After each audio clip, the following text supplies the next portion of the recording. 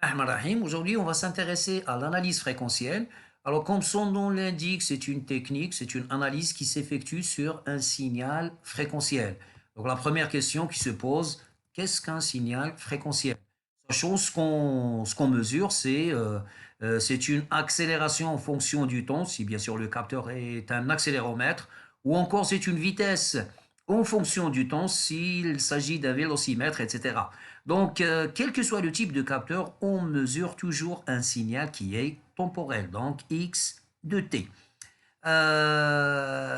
Vous avez vu en maths que pour passer d'un signal temporel à un signal fréquentiel, donc obtenir un signal fréquentiel en fonction d'un signal temporel, eh bien on utilise ce qu'on appelle la transformée de Fourier.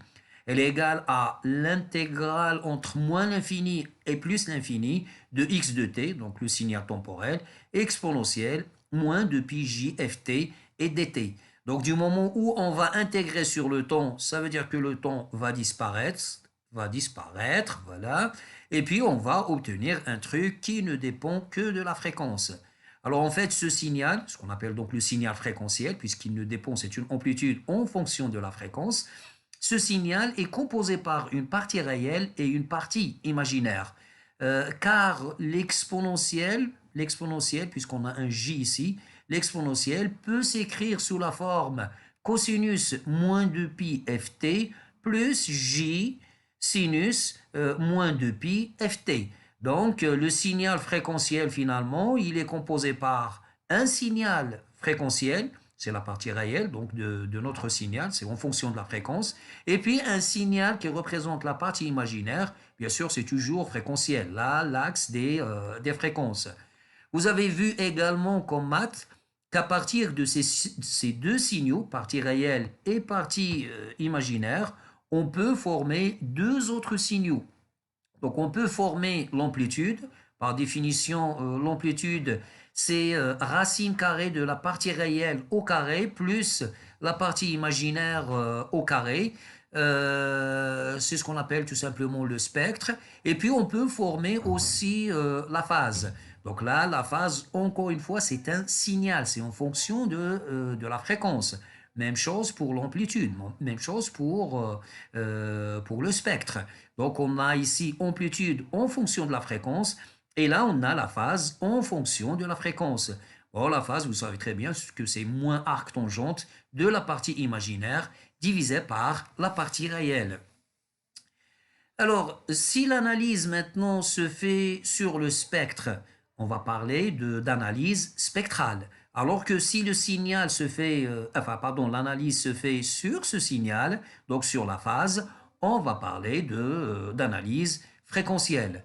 Bon, on va commencer bien sûr par l'analyse spectrale, mais avant de rentrer dans les détails, il est préférable de mieux comprendre le spectre.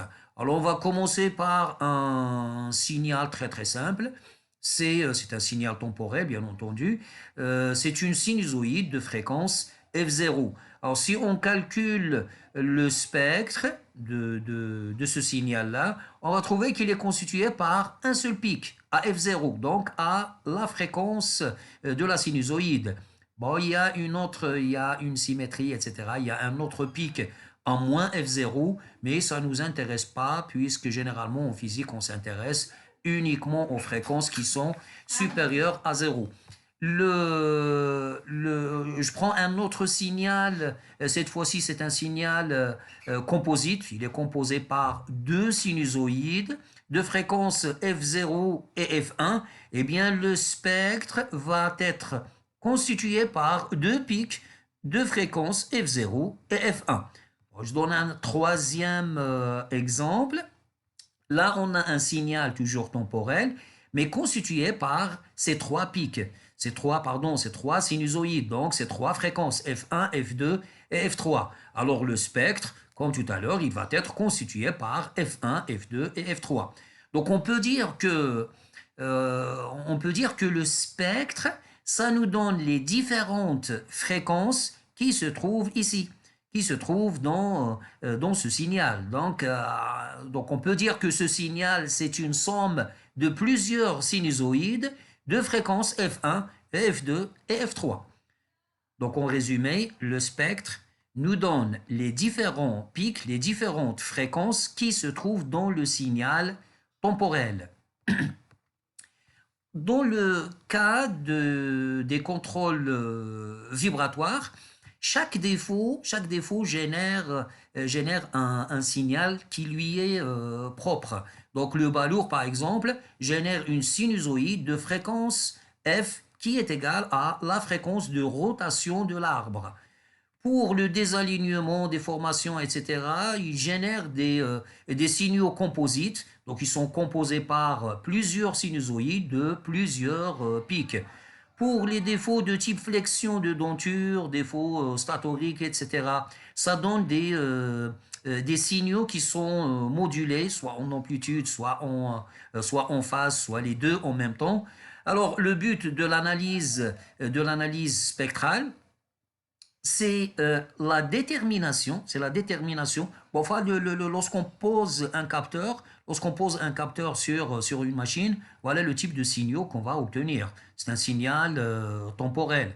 Bon, bien sûr, il contient ces signaux-là, mais contient aussi le bruit généré par la machine elle-même. Bon, il y a différentes sources de bruit, on ne va pas rentrer dans les détails, mais les signaux mesurés, bah, ça ressemble à ça.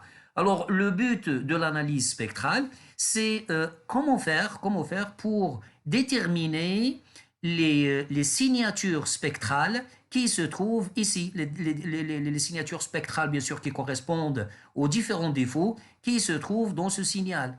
Alors, pour ce faire, on est obligé de passer au spectre. Donc, on est obligé de passer par transformée de Fourier à un spectre, on va former un spectre, et puis le spectre nous dit, enfin dans cet exemple-là, nous dit qu'il y a un pic à 50 Hz, ça veut dire que vous avez une sinusoïde à 50 Hz, vous avez une autre sinusoïde dans ce signal à 100 Hz, à 150, et ainsi de suite.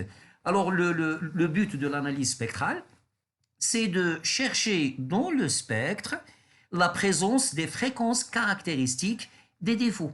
En d'autres termes, on va chercher dans le spectre la signature spectrale de différents défauts. Alors avant de voir le principe de l'analyse spectrale, etc., on va d'abord passer en revue sur différents types de défauts.